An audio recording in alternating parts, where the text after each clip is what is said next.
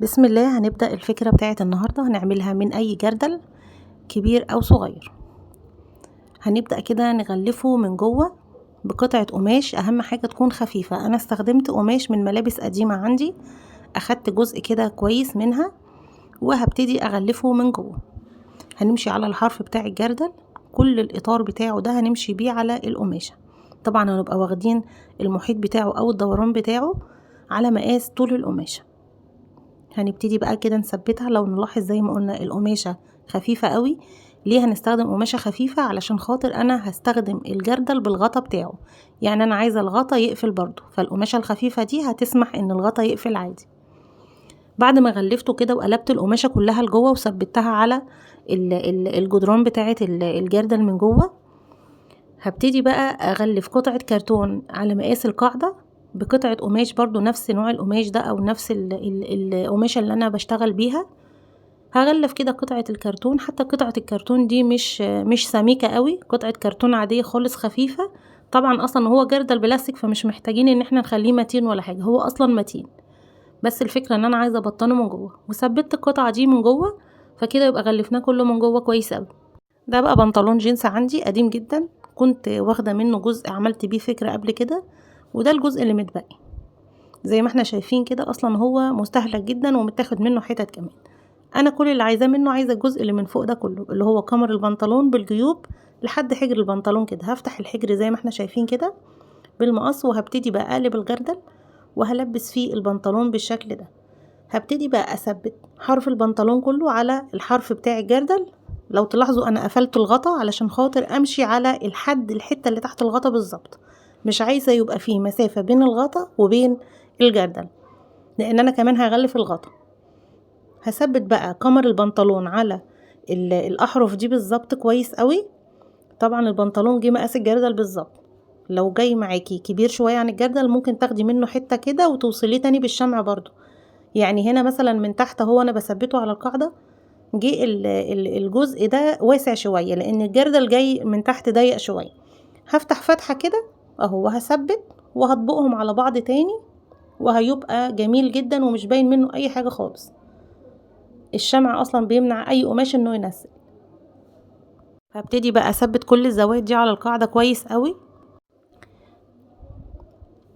علشان هجيب قطعه قماش برضو او قطعه جينز من نفس البنطلون، هثبتها على القاعده من بره كده. بتاكد ان هو تمام قوي اهو. الشكل اصلا بقى جميل جدا، بدأ يظهر. هفتح بقى جزء من رجل البنطلون دي وهثبتها كده. بصوا بنستخدم حاجات المفروض ان انتي تبقي مثلا حاسه ان ملهاش قيمه، لا احنا بنستخدمها وبنطلع منها فايده وبنطلع منها حاجه حلوه قوي. يعني بنطلون مستهلك زي ده كان ممكن يترمي، لا احنا عملنا بيه فكره تحفه اهو. رجل البنطلون دي هبتدي اغلف بيها القاعده الخارجيه. حطيت شمع كده وهبتدي بقى اقص كل الزيادات. لو في حته قابلتنا مش ملزوقه كويس على الطرف احنا هنلزقها بالمسدس. طول ما انتي معاكي المقص والمسدس مفيش حاجه هتقف قدامك. الادوات دايما بتسهل المهمات اهو. حته اهي ما كانتش ملزوقه كويس هبتدي الزقها. الشمع بيمسك في القماش كويس قوي، يعني هيبقى متين جدا معاكي. اي بقى زيادات على الحروف كده هشيلها عشان يبقى الشكل حلو معايا. هنلاحظ بقى ان في الاخر الجردل بقى متغلف كله من بره ومن جوه ومن على الاحرف والقاعده، بقى شكله تحفه. شكل الجنس اصلا شيك جدا، وفي حاجات كتير قوي بتتعمل من الجنس بجد بيضيف لها شكل حلو قوي. بصوا الشكل جميل ازاي. كده احنا خلصنا الجردل. نيجي بقى للغطا برضو بجزء من رجل البنطلون. اخدت كده جزء وهبتدي انزل بالشمع على الغطا. انا سرعت الجزء ده قوي اهو علشان ما اخدش من وقتكم، بس هو واضح الخطوه كويسه قوي. وهبتدي كمان اغلف على الاحرف كده، اثبته على الاحرف نفس اللي عملناه كده في القاعده هنعمله في الغطا.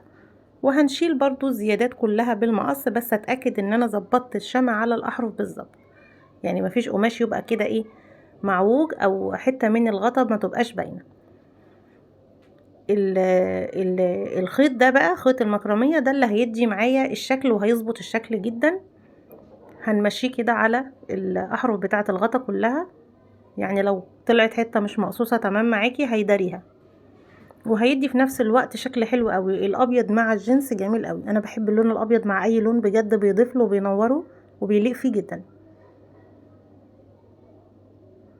اهو هنظبط بقى كده الاحرف برضو، وهنشيل بقى الزيادة بالمقص كده. وهنا جبت قطعة سلك ربط، ممكن تستخدمي اي نوع سلك، ممكن تستخدمي الخيط من سلك من غير سلك خالص، بس انا حبيت يبقى الايد واخدة شكل بومبي كده.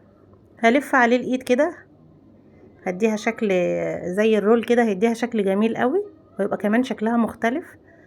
وهبتدي اتني حرفين السلك على الخيط، فهيمسك فيه كويس قوي. خلاص كده مش هيتفك تاني، مش هيطلع من السلك تاني، السلك اصلا ده سلك ربط، فلما بتتنيه على حاجة خلاص كده. وهبتدي الزقها على الغطا بالشكل ده. استخدمت كمان قطعتين من حزام شنطة قديم، يعني قطعتين جلد، حطيتهم على جناب اليد، بس هي مش ظاهرة دلوقتي، هتظهر معاكم في الاخر، في اخر الفيديو هتشوفوها. وهنا كان عندي حتة جوبير بيضة كده فايضة عندي، لقيتها هتفرق قوي في الشكل وهتمشي جدا مع الابيض اللي في الغطا، فحبيت اضيفها هنا على طرف الجردل. بجد كانت خطوة جميلة جدا، واظهرت الشغل كله وخلت الجردل يعني في حتة تانية، خليته شكله حلو قوي. لزقتها كده بكل بساطة، وادي الشكل. نحط بقى الغطا، بصوا الشكل جميل جدا. نحط بقى الغطا اهو. الجيوب دي كمان ما تنسوش ان هي هتنفع قوي، ان احنا هندخل فيها اي حاجة او ممكن نشيل فيها اي حاجة. ادي الشكل الابيض مع الجنس، بجد روعة، شكله تحفة. بقى بوكس تخزين رائع جميل جدا، مش جردل بقى عادي، لا احنا هنحطه في اي مكان.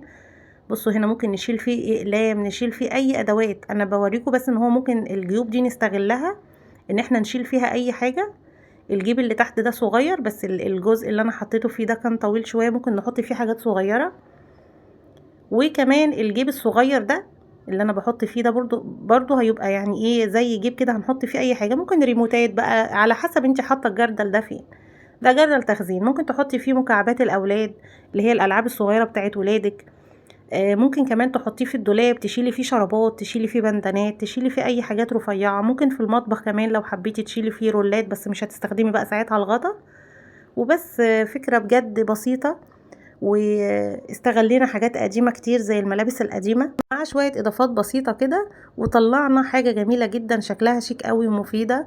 ويا رب تكون الفكرة بتاعت النهاردة عجبتكم، واستنوني في الفكرة الجاية ان شاء الله. هقدم لكم فكرة برضو تكون مش مكلفة ومفيدة جدا، ونعيد تدوير حاجات قديمة كان المفروض نرميها ونستفيد بيها. دمتم في حفظ الله.